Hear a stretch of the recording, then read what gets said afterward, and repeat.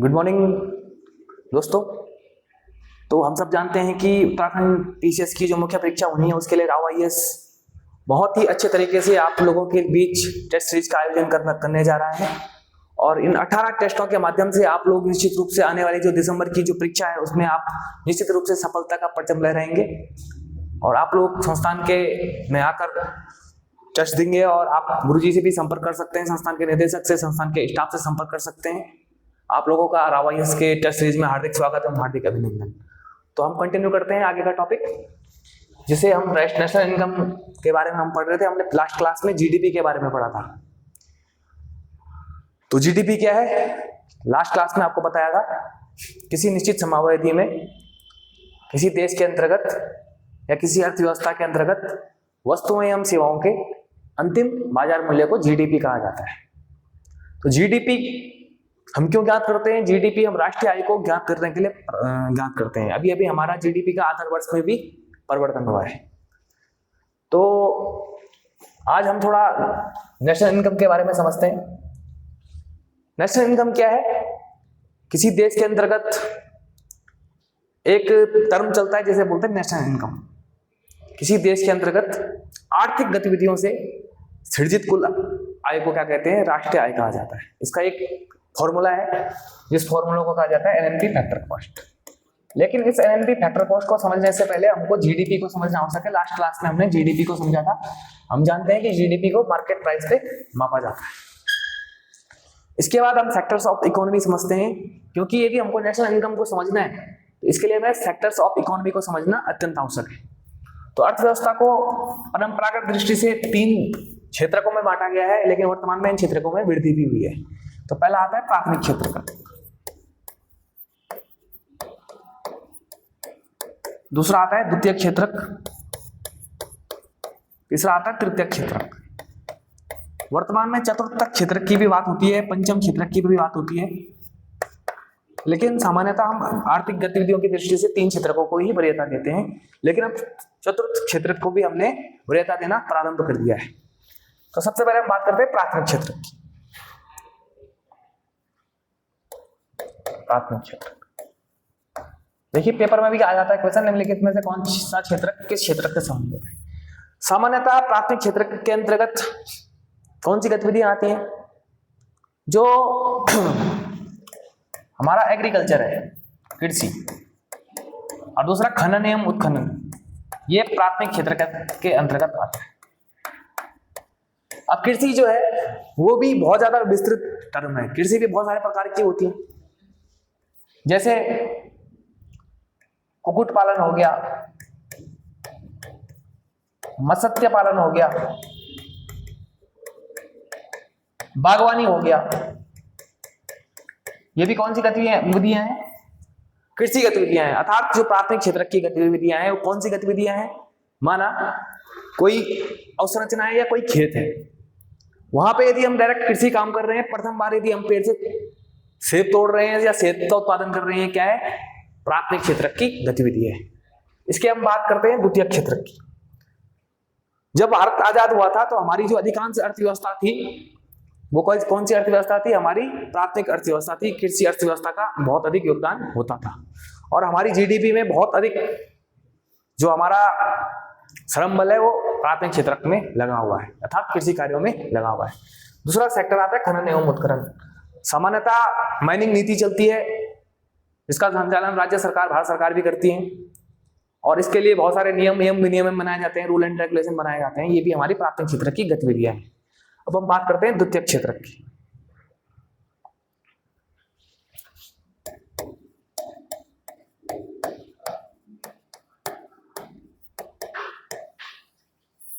इसमें क्या आता है? निर्माण एवं विनिर्माण। इसको द्वितीय क्षेत्र की गतिविधि माना जाता है। निर्माण एवं निर्माण, इसको क्या माना जाता है? द्वितीय क्षेत्र की गतिविधि माना जाता है। इसके साथ जोड़ा जाता है विभिन्न प्रकार की विद्युत आपूर्ति। विभिन्न प्रकार की विद्युत आपूर्ति, इसको हम कैसे समझ सकते हैं? इसको हम इस प्रकार से समझ सकते हैं, जैसे हमने प्राथमिक क्षेत्र की गतिविधि में हमने सेब का उत्पादन किया था और उसके बाद हमने एक कंपनी बनाई और कंपनी के मैंने क्या करा, उसमें जेम बना दिया, जैसे टॉप्स का जेम बन गया। तो इसको हम निर्माण किया गया, मतलब मैन्युफैक्चरिंग किया गया और उसको बनाया गया है ना, फैक्ट्री बनाई गई। इसके बाद जो समझेंगे टर्सरी सेक्टर जिसे कहा जाता है, तृतीयक क्षेत्र। इसको सेवा क्षेत्र भी कहा जाता है। और अर्थव्यवस्थाओं के विकास क्रम में जब जब किसी अर्थव्यवस्था के अंदर वृद्धि होती है, ग्रोथ होती है, तो क्या होता है कि तृतीयक क्षेत्र का जीडीपी में योगदान बढ़ जाता है। तो अभी वर्तमान समय में भारत के अंदर सर्वाधिक जीडीपी में जो योगदान है, भारत की जीडीपी में सर्वाधिक योगदान है वो तृतीयक क्षेत्र का है, तृतीयक क्षेत्र। आंकड़े भी बताए जाएंगे आपको, जब पेपर आएगा उस समय आपको आंकड़े भी दिए, क्योंकि आंकड़ों में बदलाव निरंतर होता रहता है। और वर्तमान में जो उत्तराखंड है, उत्तराखंड की जीडीपी में पहले द्वितीय क्षेत्र का योगदान ज्यादा होता था, लेकिन इस समय का जो इकोनॉमिक सर्वे था उत्तराखंड का, उसमें तृतीय क्षेत्र को सर्वाधिक योगदान बताया गया था। अब उत्तराखंड में भी और भारत में भी जीडीपी में सर्वाधिक योगदान तृतीय क्षेत्र का है। तो तृतीय क्षेत्र के अंतर्गत क्या क्या चीजें आ जाती हैं? इसको हमने सामान्यतः अर्थव्यवस्था में सरलता की दृष्टि से 3 भागों में बांटा है। जैसे आता है साधारण सेवाएं,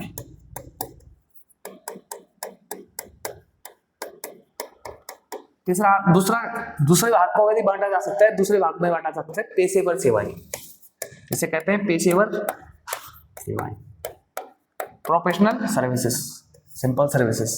और तीसरा आता है प्रशासनिक सेवाएं और सैन्य सेवाएं। 2 भागों में इसको बांटा जा सकता है ना।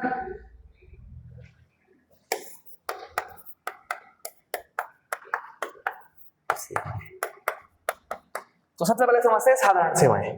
तो साधारण सेवा क्या होता है? सामान्यतः हम जो ट्रांसपोर्ट का काम करने वाले हैं या फिर कोई छोटा मोटा काम करने वाले हैं, है ना, इसको हम क्या कर सकते हैं, ट्रांसपोर्ट के रूप में बांट सकते हैं। कोई अगर छोटा मोटा काम कर रहा है, मतलब कोई रेडी लगाने वाला है या फिर कोई सामान्य काम करने वाला व्यक्ति है, ट्रांसपोर्ट का काम कर रहा है, ऑटो चला रहा है, विक्रम चला रहा है, बस चला रहा है ना, तो इसको हम ट्रांसपोर्ट सेवा के रूप में मान सकते हैं, जहां से हमको एक सामान्य से आय प्राप्त हो जाती है। अब बात करते हैं पेशेवर सेवाओं की। हम सब जानते हैं कि समाज के अंदर कुछ ऐसे कोर्स होते हैं हमारे सिस्टम में बना रखे, जैसे आप मेडिकल प्रैक्टिस तभी कर सकते हो if you are MBBS doctor, या फिर आपने कुछ दुकानें चलानी, यदि आपको फार्मा की कंपनियां चलानी है, फार्मा की दुकानें चलानी है, तो आपके पास फार्मा की डिग्री होनी चाहिए। यदि आपको एडवोकेसी करनी है, वकालत करनी है, तो आपके पास वकालत की डिग्री होनी चाहिए। या फिर आपको क्या करना है, चार्टर्ड अकाउंटेंट का काम करना है, तो आपके पास सीए की डिग्री होनी चाहिए। तो हम देखते हैं कि जो डॉक्टर हो गया, वकील हो गया और इसके साथ ही सीए हो गया, ये सब क्या आते हैं, पेशेवर सेवाओं के अंतर्गत आते हैं। सामान्यतः ये धन भी ज्यादा कमा लेते हैं, क्योंकि हम सब जानते हैं कि लीगल प्रैक्टिस हो गया, सीए हो गया, और इन सेक्टरों में हमें बहुत अधिक आय भी प्राप्त हो सकती है यदि आपकी प्रैक्टिस बहुत अच्छी है ना। अब हम बात करते हैं प्रशासनिक सेवाओं की। इसके अंतर्गत हम सैन्य सेवाओं के रूप में भी इसको, एक प्रशासनिक सेवाओं के साथ सैन्य सेवा के रूप में भी इसको बांट सकते हैं। प्रशासनिक सेवा के अंतर्गत क्या क्या आ जाती है? हम सब जानते हैं कि हमारे जो जितने भी कर्मचारी हैं, अधिकारी हैं, आईएएस, पीसीएस, इसके साथ ही पुलिस के लोग हो गए, और जो भी खाद्य अधिकारी हो गए, खाद्य निरीक्षक हो गए, ये हमारे किस सेवा के अंतर्गत आते हैं? प्रशासनिक सेवाओं के अंतर्गत आते हैं। इसके अंतर्गत एक हम तृतीय क्षेत्र के अंतर्गत सैन्य सेवाओं को भी बांट सकते हैं, जिसमें हमारे लेफ्टिनेंट जनरल हो गए, हमारे सैनिक हो गए, है ना। तो इस प्रकार से जो तृतीय क्षेत्र का है, इसका भारत की जीडीपी में सर्वाधिक योगदान है।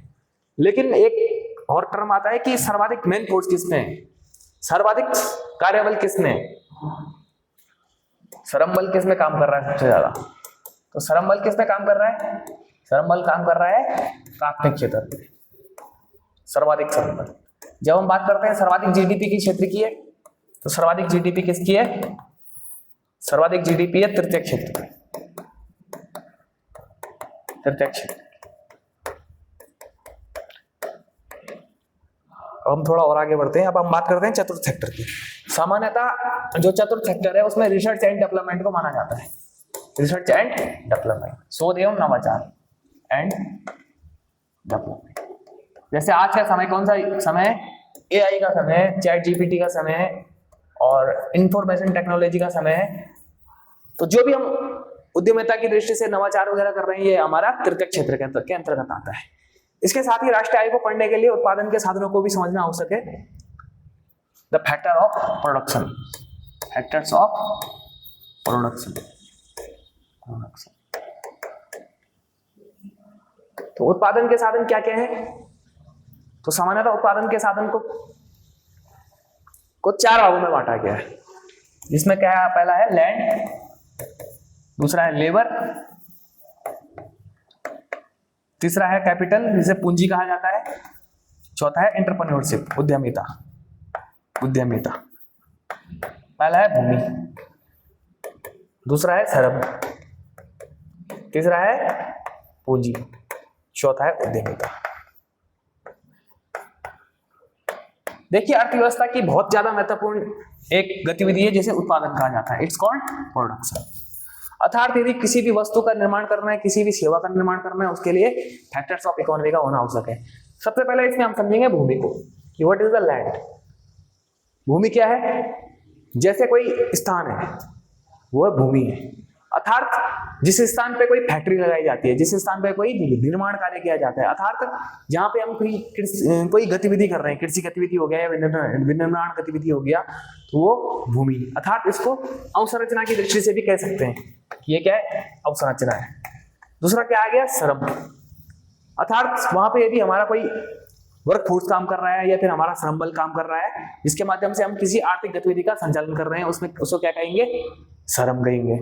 तीसरी बात करते हैं कैपिटल, वहां पे हम कोई पूंजी लगा रहे हैं, जिसके माध्यम से हम क्या कर रहे हैं?